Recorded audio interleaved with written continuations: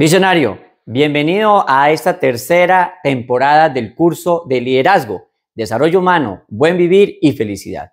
Recuerda que la primera temporada lo hicimos en el marco del libro La sociedad sin alma, pensamiento crítico. La segunda temporada fue de catarsis, gestión emocional. Y esta tercera se está desarrollando el libro Impacto, liderazgo a tu alcance. Todo está disponible en el ecosistema educativo en mi canal en YouTube. Si te gusta el contenido, dale like, por favor. Suscríbete y ayúdame a aumentar mucho más el impacto de esta comunidad educativa. Hoy estamos en una sesión muy interesante. Es la parte 5 de 10 posibles. Vamos a trabajar el tema del liderazgo, puesto que la semana pasada lo hicimos sobre el trabajo de la inteligencia artificial y cómo la IA cómo se gestiona para mejorar las competencias laborales y también cómo impacta, por supuesto, el mercado laboral. Hoy lo vamos a hacer desde el enfoque de liderazgo para el desarrollo en el siglo XXI. Tenemos un abanico bastante grande, aquí lo ven, un abanico que nos recuerda cuáles son las nuevas habilidades que debe desarrollar un buen líder.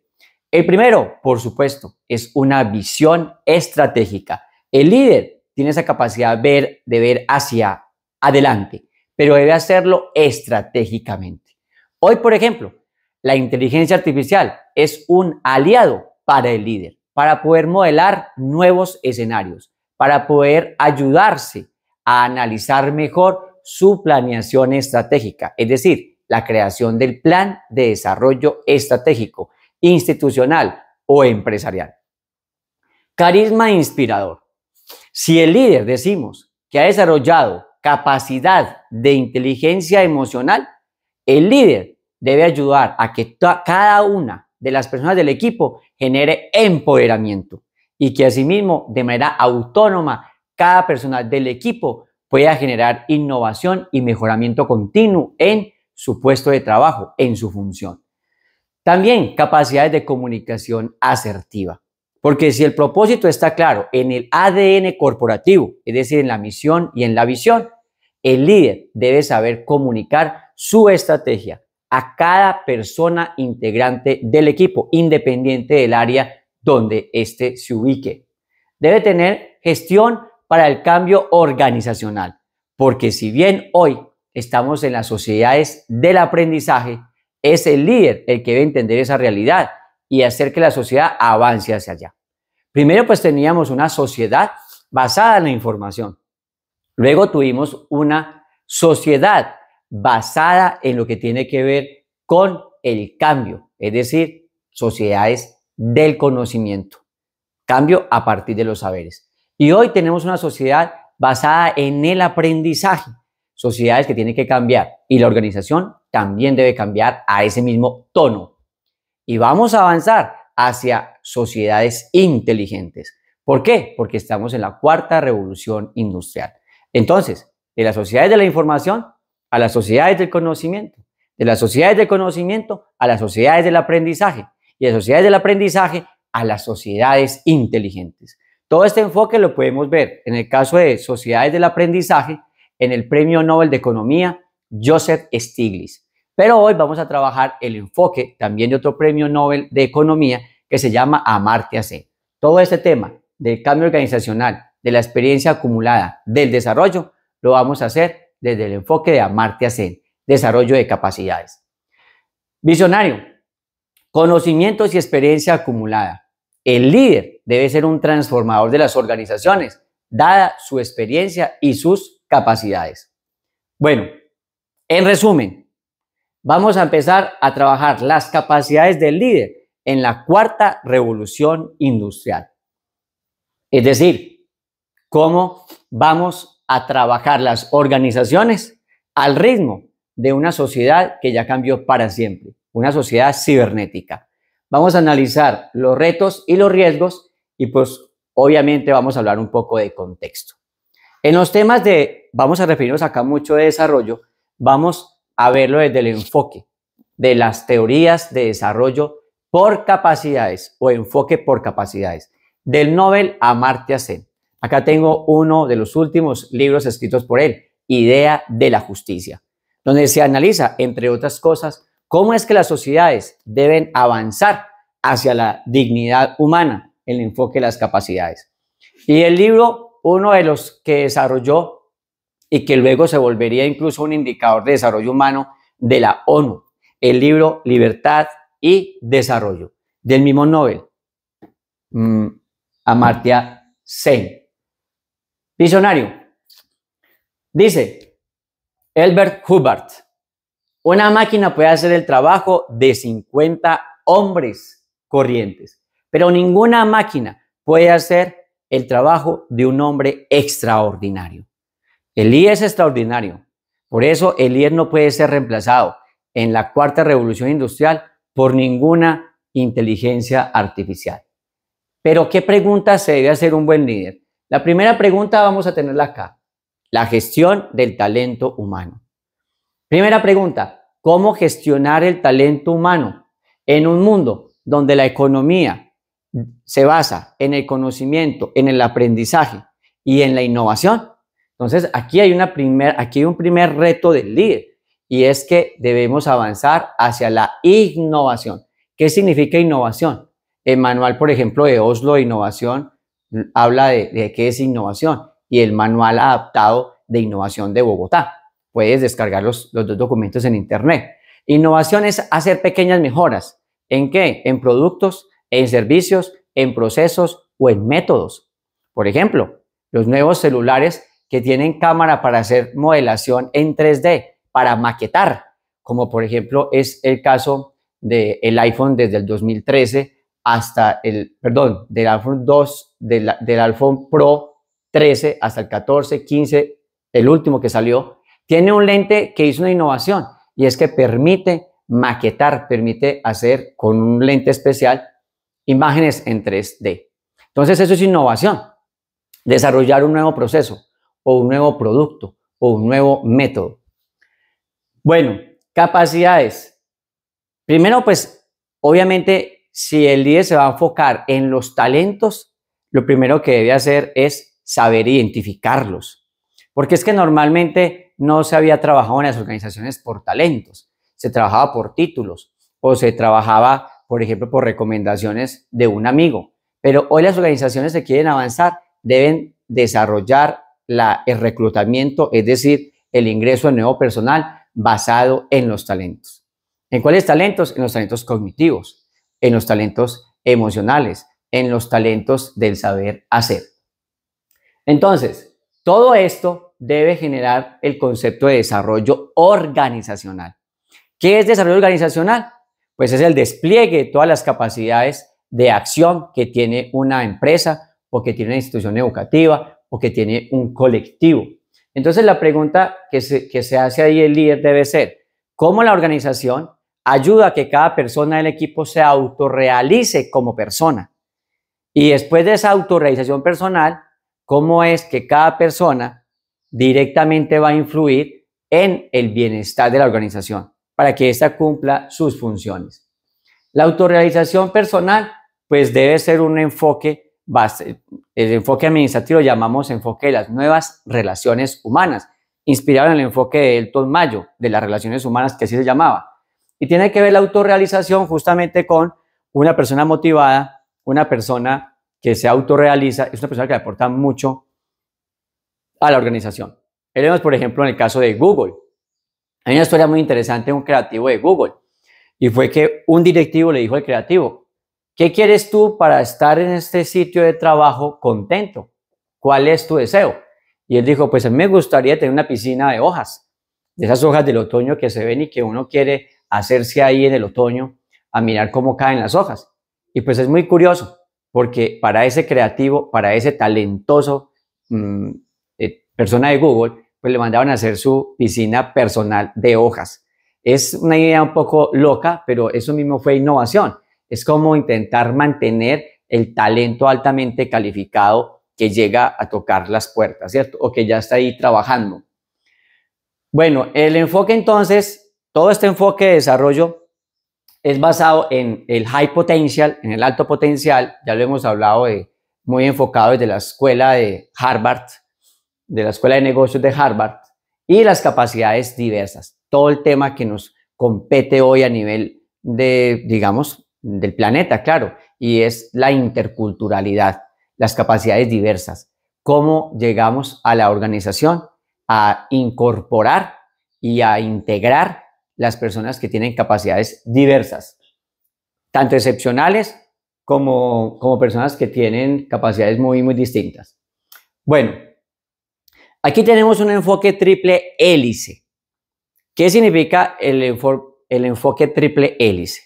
Significa que siempre vamos a manejar tres esferas del desarrollo. O sea, el desarrollo no solo puede ser de la sociedad. Que la sociedad se desarrolle y que cada individuo lo podemos o lo cortemos, no. La sociedad se debe desarrollar, ese es un enfoque, pero también se debe desarrollar la persona individualmente y también se debe desarrollar el ambiente. Eso se llama enfoque triple hélice de desarrollo. O sea, el desarrollo personal, el desarrollo social y el desarrollo de las organizaciones. Entonces, aquí lo tenemos claramente. Tenemos el desarrollo personal, el desarrollo también de las organizaciones o colectivos y el desarrollo de la sociedad. Vamos a desglosarlo rápidamente para que hablemos un mismo idioma, porque si este curso es de liderazgo y desarrollo humano, pues hablemos en qué términos de desarrollo humano. Entonces, en el tema de desarrollo personal, la semana pasada, en el video pasado, lo vimos. Tiene que ver con cómo me desarrollo yo desde el pensar, desde el sentir y desde el hacer, ¿cierto? O sea, ¿qué capacidades tengo yo del ser? ¿Sí? Como mi inteligencia emocional, como mi resiliencia, como el manejo de estrés. ¿Qué capacidades del saber? Pensamiento crítico, creativo, ¿cierto? Pensamiento flexible, capacidad para adaptarse, pensamiento pragmático. ¿Qué capacidades del hacer? Del saber hacer, gerenciar personas, crear nuevos proyectos, gestionar nuevos recursos. Entonces, el desarrollo personal tiene que ver con todo ese despliegue. Por ejemplo, ya lo veíamos en la pirámide de Maslow, pues obviamente el último nivel de desarrollo personal es la autorrealización. Otras clasificaciones han salido, pero la de Maslow todavía sigue siendo muy buena. Pero yo para llegar a autodesarrollo personal, pues tengo que pasar por unas etapas, como por ejemplo, tengo que pasar por una etapa de adaptación a la sociedad y tengo que pasar por una etapa de haber solucionado mis necesidades básicas. Entonces, básicamente el desarrollo personal tiene que ver con todo eso. Bueno, el desarrollo de colectivos, porque el líder no actúa solo. El líder está en fundaciones, en organizaciones no gubernamentales, o sea, ONG, en empresas, en mini empresas, empresas, pequeñas empresas, multinacionales, empresas privadas, no privadas, públicas, mixtas, etc. Colectivos, sociedad, asociaciones, bueno. Entonces, las organizaciones básicamente deben cumplir con tres fines. El primero es que toda organización existe para dignificar la existencia humana. La Cruz Roja existe para dignificar la dignidad, para dignificar cada persona, ¿cierto? El Estado, por ejemplo, colombiano o estadounidense o de República Dominicana existe para dignificar la persona. Existe para ayudar a los derechos humanos a su promoción y existe para el buen vivir y la felicidad. Cada persona debe alcanzar su propia realización en esos colectivos. Entonces, el desarrollo organizacional tiene que ver con la gestión de colectivos u organizaciones inteligentes. La idea es que sea inteligente. Para eso vamos a manejar tres cositas: visión, convicción y acción transformadora. Ya la hemos visto en videos atrás. La visión habla del ADN corporativo, es decir, el propósito de cada organización. La Cruz Roja, propósito, salvar vidas. El Estado colombiano o el Estado estadounidense, pues es garantizar la protección de los derechos humanos de su población. Generar cohesión, es decir, que la persona se sienta estadounidense y ame su patria, o que se sienta colombiano y ame su patria, o que esté en Japón y ame su patria. La cohesión es esa fuerza que une los colectivos. Y la acción transformadora, es decir, que cada persona pueda generar un impacto positivo dentro de la organización. Ahora, el desarrollo ya en general social, pues volvemos al tema de la triple hélice. La sociedad se debe desarrollar desde el punto de vista de la gestión de los recursos, o sea, económico, Una sociedad, si tiene buena renta, con esa renta cada individuo alcanza a satisfacer sus necesidades.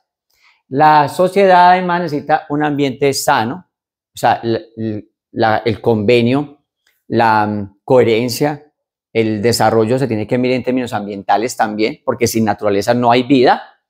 Y la parte de que no haya violencia, de que haya paz, de que haya protección, de que las partes en la sociedad, las instituciones, estén funcionando bien. Bueno, vamos a hablar un poco entonces de desarrollo en términos generales. ¿Cómo es que se mide eso? ¿Cómo me doy cuenta yo que una sociedad sí está más desarrollada con relación a otra? ¿O cómo me doy cuenta yo de que una organización está mejor desarrollada que otra?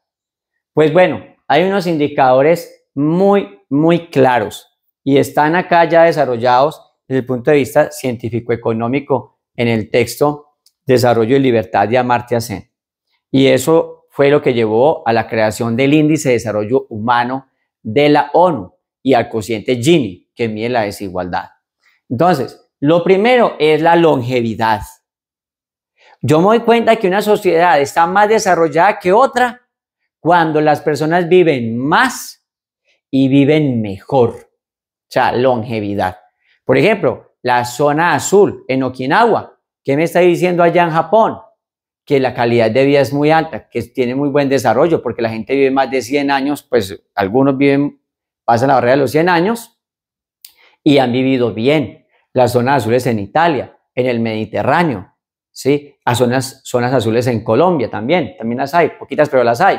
Eso es el primer indicador, una vida larga y saludable. Segundo indicador, acceso a la cultura, es decir, a la educación, al arte, a la ciencia, a la técnica, a las humanidades, a los saberes ancestrales. Ahí yo me doy cuenta, a las humanidades, a la filosofía. Por ejemplo, en Corea del Norte, donde se prohíbe, por ejemplo, pensar críticamente, la filosofía. O, por ejemplo, en Cuba, o en regímenes socialistas. O, por ejemplo, en Venezuela, que tienen un régimen autoritario, totalitarista y para nada democrático. Ahí la calidad de vida es menos en el acceso a la cultura, por eso es menos desarrollada. El ejercicio de las libertades individuales, la toma de decisiones en la esfera pública y privada. Tenemos el caso, vuelvo a decir, de Venezuela, donde las libertades se coartan, donde no se puede ejercer el libre sufragio al voto. ¿Por qué? Porque no hay una democracia consolidada. Entonces se puede decir que Venezuela, por ejemplo, está menos desarrollado que otros países, digamos, por ejemplo, México o Colombia en este caso. El desarrollo humano tiene que ver con la no discriminación, ¿sí? Con que la sociedad logra incluir a las personas independiente de cómo sea su pensamiento, cuál sea su sexo, cuál sea su raza o su etnia, cuál sea su ideología. La no discriminación hace parte de la dignidad humana. La dignidad humana, volvemos a resumirla, significa que una persona es digna cuando es libre de tomar las decisiones, cuando tiene una sociedad que le crea las condiciones reales para que ejercite su libertad y cuando no es discriminado. Esa es la base de la dignidad humana, esas tres cosas. Inclusión, no discriminación, implica un trabajo digno. Que la persona que tiene una capacidad diversa, por ejemplo, que no tiene movilidad o que tiene movilidad reducida, también puede estar en el mercado laboral. Que una persona, por ejemplo, que ha sufrido una pérdida sustancial en sus capacidades laborales, pueda ser reubicado en otro lugar de trabajo. Personas que hacen grupos, que hacen parte de grupos como LGTBI y más, no sean discriminados. Eso es lo que tiene que ver con un trabajo digno, de buena calidad y no discriminado. Ambiente sano y seguridad jurídica, fundamental. El hecho de que podamos ser tratados frente a la ley de una manera justa. Eso hace parte de los indicadores de desarrollo social. Entonces, visionario, longevidad, acceso a la cultura, paz, libertades individuales, no discriminación y un ambiente sano es lo que nos permite hablar de desarrollo social. Una sociedad se ha desarrollado cuando tiene estos mínimos indicadores. Serán muchos más, pero fundamentalmente estos. Bueno, cuando vamos a presentar proyectos, porque ¿qué es lo que hace un líder? Repitamos, un líder es un solucionador de problemas. Un líder es un gestor de recursos para solucionar esos problemas. Un líder básicamente es un gestor de relaciones. Entonces, un líder político o un líder docente o un líder empresario. Miren, todos tenemos que estar de acuerdo que cualquier tipo de liderazgo debe responder a unos objetivos. Por supuesto que los estados son los primeros que tienen que responder por esto, cada gobierno, los objetivos de desarrollo sostenible. ¿Cuáles son esos objetivos de desarrollo sostenible? Pues bueno, hay que seguir avanzando en lo que no hemos podido todavía erradicar, la pobreza. Es uno de los objetivos primeros. El líder empresarial, ¿qué es lo que hace? Dar empleo para que se reduzca la pobreza.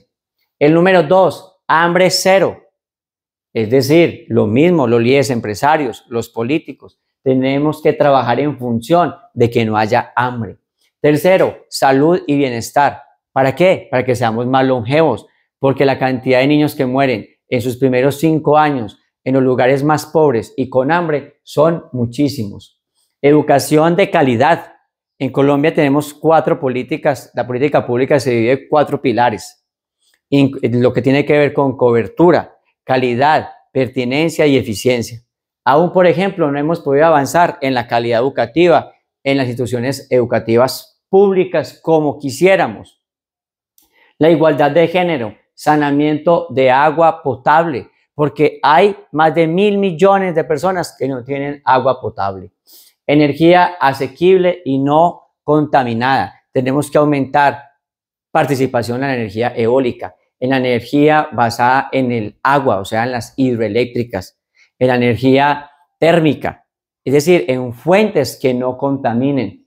Trabajo decente, crecimiento económico, justamente lo que la inteligencia artificial ha hecho también, y así hay que decirlo un poco negativo, pues desplaza en ese caso el trabajo. Hay menos ofertas laborales.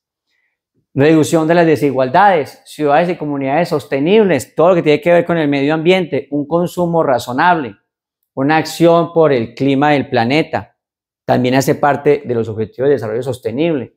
Una buena vida submarina, porque claro, damos muchos desechos al agua, la contaminamos con mercurio, la contaminamos con basura. Entonces hay que crear nuevas formas de tratamiento de agua y de desechos sólidos y tóxicos en las ciudades para que no se vertan los ríos y luego de los ríos no vaya al océano. Paz, justicia e instituciones sólidas. Y, por ejemplo, en Colombia estamos en el proceso de implementar los tratados de paz. No hemos podido y todavía tenemos grupos al margen de la ley que hay que trabajar para o someterlos a la justicia o acordar con ellos el conflicto armado de forma pacífica. Bueno, crear alianzas. Esos son los objetivos de desarrollo sostenible. Seguimos trabajando por ellos. Entonces, mire, visionario, estos objetivos del nuevo milenio, quiero que pasemos un poco al tablero y lo miremos más lentamente. El líder, desde su visión personal, desde su acción colectiva, pues debe pasar por este enfoque que llamamos tripartito o que llamamos triple hélice. Aquí tenemos el líder y el líder, pues tenemos 3 pilares. El primero es el enfoque por capacidades. Para desarrollar esos objetivos de desarrollo sostenible, tenemos que pasar por las capacidades, las que decíamos en la sesión pasada. Las capacidades del saber, las capacidades del ser y las capacidades del saber hacer. Para trabajar en función de fin de la pobreza, tenemos que tener conocimientos económicos. Tenemos que tener sensibilidad por la persona que está en condiciones de pobreza y tenemos que hacer proyectos productivos y cosas para eso, empresa social. Eso tiene que ver con el desarrollo personal. Y el desarrollo personal impacta, como dice el próximo libro, impacto. Pues impacta positivamente ¿qué? El desarrollo organizacional. Porque el líder no trabaja solo. El líder tiene que aliarse con personas, con un equipo para poder cumplir con esos objetivos. Por ejemplo, crear educación de calidad, implica investigación científica, innovación, recursos. Eso es desarrollo organizacional. ¿Qué volvemos a repasar? El líder, pues, debe generar ADN corporativo, es decir, la información, el código genético, pero de la corporación, es decir, su misión, su visión. Debe saberlo comunicar, debe aprender que no hay equipo si no hay cohesión. Todo el equipo debe estar en función de la unidad y debe generar impacto y acciones. Y el desarrollo social, pues ya es cuando todos estos individuos y todos los colectivos se unen y se crean instituciones. Se crea la fábrica, se crea la escuela, se crea el edificio, se crea la comunidad, se crean los lazos. Bueno, este se supone que es el enfoque triple hélice: desarrollo personal, desarrollo social, desarrollo organizacional. Bueno, visionario, sigamos entonces con el tema de desarrollo humano y vamos a ver eso cómo está en el mundo. Digamos que el desarrollo humano se evalúa, digamos que ya hay las métricas para eso. Hay unas métricas que hace la ONU, la Organización de Naciones Unidas, y esas métricas se califica una ciudad, un país en escala 0, 1, siendo 1 calidad alta y siendo 0 la calidad más baja. Ahí entonces está la métrica. Entonces, de 0 a 1. Entonces, vamos a mirar, por ejemplo, cómo está. Los 3 indicadores básicos para hacer esta medida, porque para llegar a ese promedio se califica la esperanza de vida al nacer, se califica el grado académico de la población y se califica el Producto Interno Bruto per cápita, o sea, la producción económica que tiene el país dividida por el total de su población. 0 es la clasificación más baja y 1 es la clasificación más alta. 0,5, que es la mitad. Cuando yo vaya a hablar a ustedes que una ciudad o una comunidad o un país tiene 0,5 índice de desarrollo humano, entonces voy a decir que eso es un índice medio, índice de desarrollo humano. IDH significa índice de desarrollo humano. Entre 0,5 y hasta 0,8 es índice medio. Por debajo de 0,5 es bajo. Entonces, todo esto de 0 a 0,5 es índice de desarrollo humano bajo. De 0,5 a 0,8 es medio, más o menos. Y de 0,8 a 1 es índice de desarrollo humano alto. Entonces, siempre que yo hable aquí de IDH, estoy hablando del índice de desarrollo humano.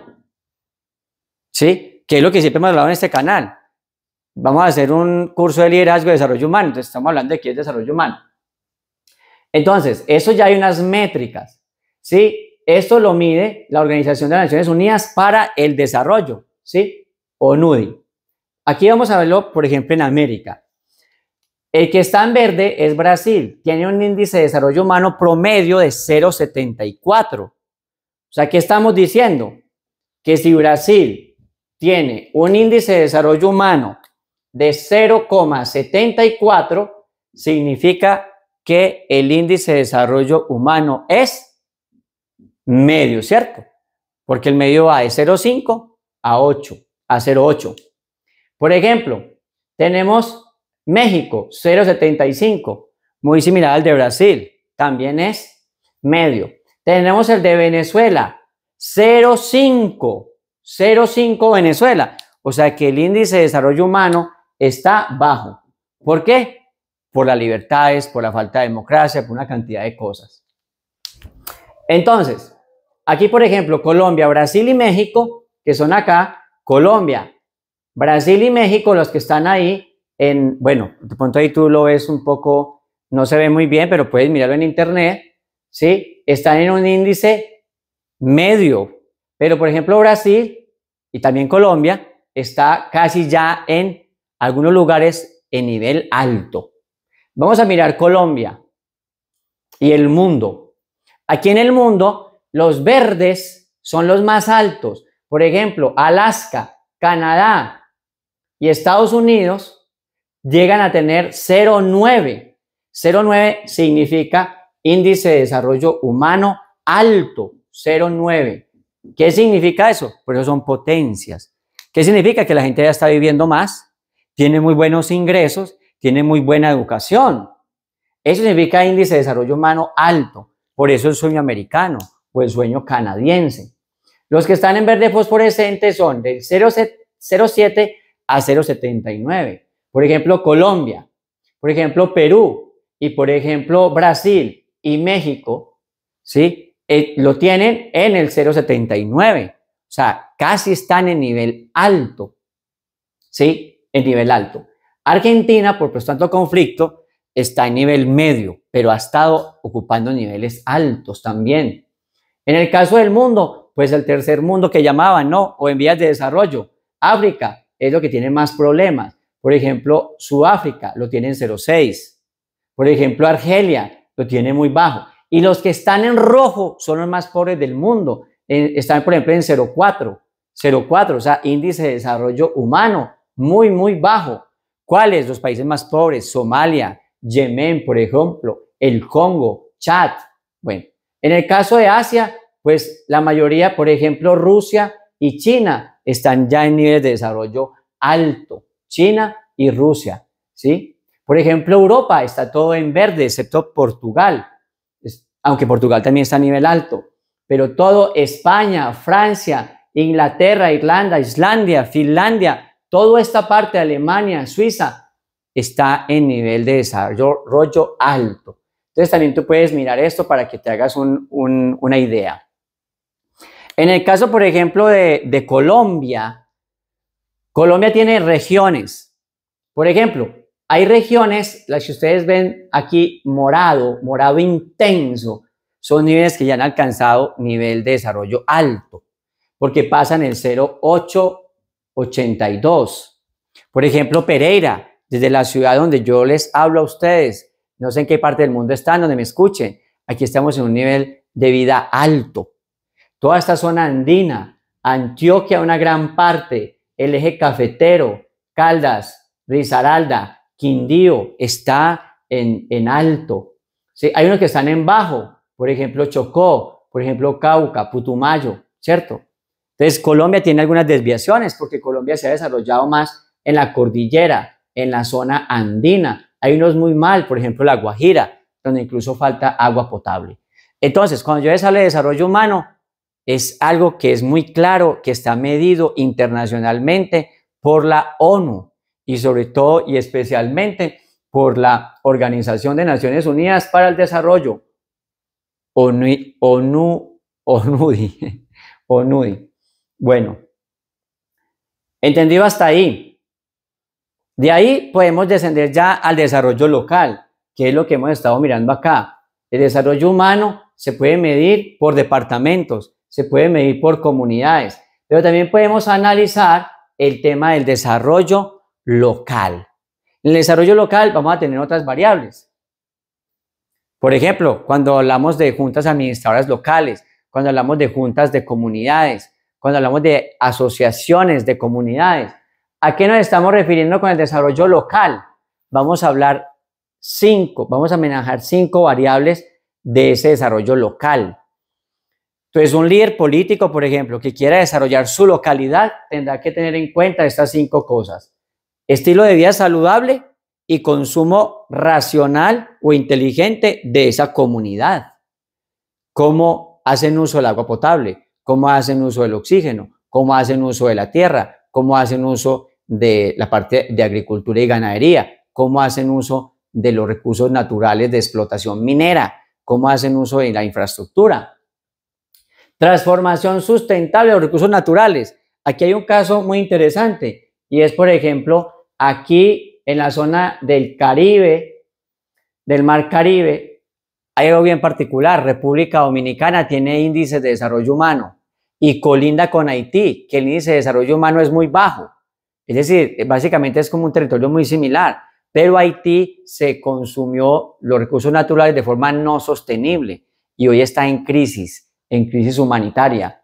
Entonces hay un tema, por ejemplo, de cómo no se hace sustentable la transformación de recursos. Entonces hablamos de desarrollo local cuando la sociedad hace uso sustentable y sostenible. Ahí está la conferencia de Johannesburgo para que la busquen sobre el manejo de los recursos naturales de manera sostenible y sustentable. La inclusión con las personas con capacidades diversas, el que tiene movilidad reducida, el que tiene dificultades de cognición, el que tuvo una enfermedad degenerativa, cómo se incluye en la sociedad, hace parte de lo local. Algo tan sencillo, por ejemplo, como que una persona en silla de ruedas no tenga andenes para poder ir en su silla de ruedas. Eso está hablando mal del desarrollo local. Pero si es una ciudad que incluso los andenes tienen forma para que una persona en silla de ruedas pueda descender del andén y pasar una calle, eso hace parte del desarrollo local. Construcción de cadenas productivas locales, porque el tejido empresarial es muy importante. Por ejemplo, acá en Colombia, más del 90% de las empresas son medianas empresas o empresas familiares, lo que quiere decir que un buen desarrollo local se mide por la capacidad de su propia población de resolver sus problemas y no depender de la multinacional. Aprovechamiento eficiente de la infraestructura y el capital local, de las líneas férreas, de las líneas de circulación fluvial, de las carreteras, la intercomunicación, la infraestructura, por ejemplo, de telecomunicaciones. Aquí, por ejemplo, en el mundo hay una experiencia muy interesante y es como una islita muy pequeña de Madagascar logró transformar su tecnología no tuvieron, por ejemplo, teléfono fijo, porque como no tenían teléfono, pero llegó la revolución del internet, de una vez pasaron de no tener teléfono a tener teléfono satelital, es decir, teléfono directamente con celular. Eso, por ejemplo, es uso del desarrollo local. Bueno, resumen. Cuando un territorio se ha desarrollado localmente, cuando los derechos humanos de esas personas que están en ese territorio se han desarrollado bien, se han aplicado bien. Cuando esas personas tienen una identidad de territorio. Pasa mucho, por ejemplo, en lugares de renta media, que la gente dice, o de renta baja, no, yo me voy de acá. ¿Qué me quedo yo haciendo en Argelia? Me voy para Europa. ¿Qué me quedo yo haciendo en Sudáfrica? Me voy para Europa. ¿Qué me quedo yo haciendo en Colombia? Me voy para América, Estados Unidos. No hay identidad de territorio. Entonces, cuando no hay identidad de territorio, el desarrollo local está down, está bajo. Planes de desarrollo concertados con las comunidades. Acá en Colombia ya los planes de desarrollo tienen que concertarse con las comunidades, pero apenas se está haciendo eso este año 2024, por ley. Entonces, antes no teníamos un desarrollo local tan robusto. Apenas se vamos a empezar a construir. Productividad ecológica y lo que tiene que ver con explotación renovable de los recursos. Por ejemplo, hemos tenido cifras muy buenas en la protección de la Amazonía colombiana. Se ha reducido más de 20% la deforestación en la Amazonía. Eso hace parte de desarrollo local. ¿Desarrollo local en dónde? En esta zona de la Amazonía colombiana estamos protegiendo las selvas. Ahí nos toca también protegerlos pues con Brasil. El uso de tecnologías limpias y la identidad cultural. Entonces, si protegemos la identidad cultural, en el caso de Colombia, tenemos acá muy cerca en Risaralda los Embera Chamí. Si protegemos esas formas de pensar distinto, de costumbres, de indígenas, también toda la cultura afrodescendiente. Entonces, son indígenas más de 1,5 millones de personas, afrodescendientes casi 5 millones. Si nosotros defendemos toda esa identidad cultural, pues estamos hablando de un buen desarrollo. Si no, pues el desarrollo local está para abajo. Y con relación al desarrollo organizacional, ya pasamos por el desarrollo social, pasamos por el desarrollo local, desarrollo organizacional. Miren, visionario, ahí el tema es muy estructural. ¿Estructural en qué sentido? Cuando un directivo o cuando un líder empieza a dirigir una organización, una institución, entonces tiene que tener en cuenta la cultura organizacional, ¿sí? Tiene que tener en cuenta los cómo ese organismo se comporta, ¿sí? Cultura organizacional. Tiene que ver con cumplen la misión, el propósito común, la visión, los principios y valores. Van todos para un mismo fin. Por ejemplo, en el sentido de la educación, ¿cuál es la misión? Formar integralmente al estudiante. Eso que tenemos que hacer todos los docentes. El clima organizacional. La gente se siente bien. Por ejemplo, trabajando en las universidades, la gente se siente bien con sus salarios, la gente se siente bien con su capacidad para investigar, la gente se siente bien con sus relaciones. Eso hace parte del clima organizacional. El clima mide la convivencia, mide la forma de resolver el conflicto, mide el ambiente, el puesto de trabajo, la salud física, la salud mental. Bueno, la estructura de poder, es decir, el empleado de más bajo rango puede hablar con el de rango medio o no hay comunicación. El CEO, el directivo, habla y comunica bien con los de mandos medios o con los de mandos bajos o no lo hace. Entonces, la estructura, ¿cómo es? Piramidal o la estructura es circular. ¿Cómo son las relaciones de poder ahí? Esas relaciones de poder, pues mira el organigrama, la autoridad, cómo está el manual de procesos, cómo está el manual de funciones, cómo están las relaciones entre otros agentes, cómo está el manual de procesos, cómo es el poder en términos generales. La gestión de conocimiento. Tú en la organización como líder, si escuchas el conocimiento empírico, artesanal, ancestral o la experiencia de otra persona, aunque esa persona no tenga poder, eso tiene que ver con la gestión de conocimiento. Tú tienes forma de desarrollar en ellos capital intelectual, de volver ese conocimiento que ellos tienen, capital intelectual o capital relacional. ¿Tienes forma de hacerlo? Bueno, lo haces. Entonces, ahí está la gestión de conocimiento. ¿Sí? Cómo se maneja la ciencia, la tecnología, la innovación, las comunidades de práctica, las comunidades de aprendizaje, se hace o no, capital intelectual, capital relacional, capital organizacional. Es decir, el líder tiene que aprender a gestionar el capital intelectual. El capital intelectual, pues básicamente tiene tres contenidos. El contenido del capital humano, altamente calificado, porque el conocimiento está en la gente.